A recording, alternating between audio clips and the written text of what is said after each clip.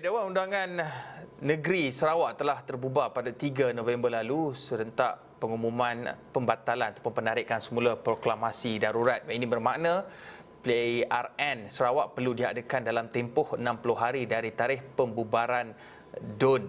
Dan perkara itu juga diumumkan oleh Ketua Menteri Sarawak Datuk Patinggi Abang Johari Tun Openg yang menyatakan bahawa ia perlu dilaksanakan untuk mengembalikan semula mandat kepada rakyat. Tetapi persoalannya bila dan bagaimana ia dapat dilaksanakan dengan baik. Dan untuk membicarakan perkara itu, saya nak bersama dengan Dr. Amar Reza Ahmad, pensyarah Fakulti Bahasa dan Komunikasi UNIMAS. Doktor, pertama sekali, kita lihat ketika ini tarikh untuk PRN Melaka sudah kita ketahui 8 November pengumuman calonnya dan 20 hari bulan nanti tarikh buang undi. Tapi bagi PRN Sarawak, mereka ada tempoh 60 hari daripada tarikh pembubaran DUN iaitu 3 November lalu hinggalah 60 hari selepas itu. Pada pendapat doktor, bila tarikh yang sesuai untuk dilaksanakan PRN Sarawak ini melihat kepada situasi politik semasa negara dan juga melihat kepada situasi kesihatan dalam negara kita ini? Baik. Terima kasih banyak Hakim. Untuk kita kenal pasti tarikh yang bersesuaian untuk PRN di negeri Sarawak ini, kita perlu lihat kepada 3 perkara. Pertamanya tentang perjalanan PRN Melaka sendiri, iaitu ia akan berlangsung pada 20 hari bulan November ini. Kemudiannya situasi politik, situasi pandemik kita, dan juga yang seterusnya keadaan faktor cuaca dan juga musim perayaan pada hujung tahun nanti. Jadi kalau ikutkan notis pembubaran telah pun dikeluarkan oleh Amat Berhormat Ketua Menteri. Jadi kalau sebelum ini biasanya kalau kita tengok pattern dalam tempoh 30 hari selepas pembubaran lazimnya akan berlaku pembuangan undi. Tetapi sekarang disebabkan tarikh PRN Melaka berlangsung pada 20 November, berkemungkinan besar kita akan teranjak sedikit.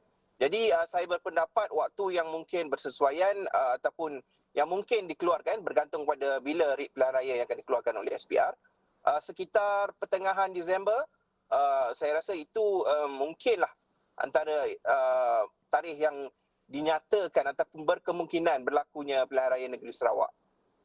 Doktor, kalau kita lihat sebelum PRN Melaka mengambil tempat, Menteri Kesihatan Khairy Jamaluddin ada mengumumkan beberapa larangan, antaranya mengenai tidak boleh melakukan aktiviti sosial ataupun berkempen secara beramai. Itu perkara yang dicadangkan, tetapi ia agak sukar dilakukan. Cuma di masa hadapan mungkin PRN Melaka ini boleh diambil sebagai satu contoh untuk PRN Sarawak tambah baik di masa hadapan, kerana kita sebut maklum PRN Sabah dahulu tidak sama dengan PRN Melaka kerana sewaktu itu tidak ada lagi vaksin. Ketika ini sudah ada vaksin, aktiviti ataupun lebih banyak sektor-sektor perniagaan dan juga sosial sudah dibenarkan beroperasi. Tapi mungkin apa yang boleh dipelajari daripada PRN Melaka oleh pihak kerajaan negeri di Sarawak, sama ada agensi kerajaan, SPR ataupun mungkin parti-parti politik sendiri untuk mereka orang kata belajar daripada PRN Melaka ini?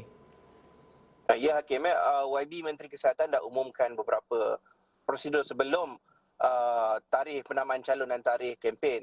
Tetapi tak silap saya, Isnin ini SPR akan umumkan SOP khusus untuk kempen pilihan raya di negeri Melaka. Jadi untuk keadaan sekarang dan mungkin bukan sahaja di PRN Sarawak, mungkin juga untuk panduan bagi PRN ataupun PRU yang mungkin akan dilaksanakan pada tahun hadapan, ia boleh dijadikan sebagai satu panduan, terutamanya daripada sudut pematuhan SOP.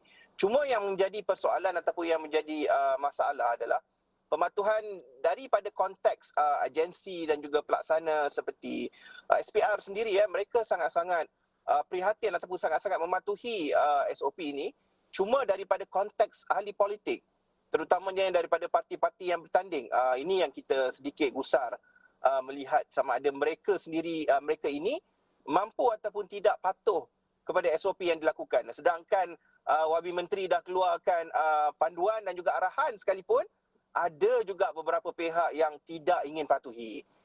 Jadi ini bergantunglah, terpulanglah kepada ahli-ahli politik untuk menunjukkan contoh yang baik kepada pemilih dan juga penyokong mereka. Doktor, bagaimana persediaan sewaktu pandemik mula-mula berlaku, kita perlu hidup dalam norma baharu. Semuanya dilakukan secara dalam talian, bisnes online, kerja pun dari rumah. Tapi apabila ia dilakukan, ada pihak-pihak yang berhadapan kekangan, tak ada kemudahan internet dan sebagainya. Dan kalau ini juga diguna pakai dalam PRN di Sarawak ini, seperti kempen secara online dalam talian, tidak ada perhimpunan besar-besaran, dan melihat kepada memahami bentuk rupa bumi dan kemudahan infrastruktur di Sarawak itu, adakah siapa yang akan mendapat manfaat daripada mungkin norma baharu dalam berkempen ini? Untuk norma baru ni kita kena perhatikan ya Hakim ya. Kalau kita katakan penggunaan media baharu seperti internet dan media sosial untuk kempen, kemungkinan pengundi-pengundi di bandar yang berpotensi besar untuk mengakses kempen-kempen daripada parti-parti politik. Untuk di pedalaman dan juga di kampung yang mempunyai masalah akses kepada internet, kita mungkin terpaksa bergantung juga kepada kaedah konvensional. Cuma kaedah tersebut boleh untuk ditambah baik berpadanan dengan keadaan pandemik yang sedia ada. Sebagai contoh, dalam lawatan rumah ke rumah, tidak boleh lagi dalam satu kumpulan yang ramai dan mungkin kumpulan-kumpulan yang lebih sedikit. Tetapi dalam masa yang sama, SOP boleh untuk dipatuhi.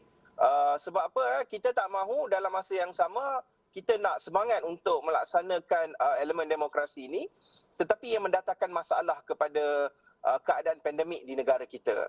Tetapi macam yang saya katakan sebelum ini, ia perlu untuk mendapat sokongan daripada parti-parti politik yang bertanding ini. Mereka tidak boleh memandang enteng. Sebab apa? Kita dah belajar daripada kesilapan satu ketika dahulu. Dalam masa yang sama, saya rasa parti-parti politik ini boleh menunjukkan contoh yang baik. Dalam masa yang sama, mungkin juga mereka akan dapat memenangi hati rakyat kerana pematuhan SOP adalah satu contoh yang baik untuk diamalkan ya Hakim ya.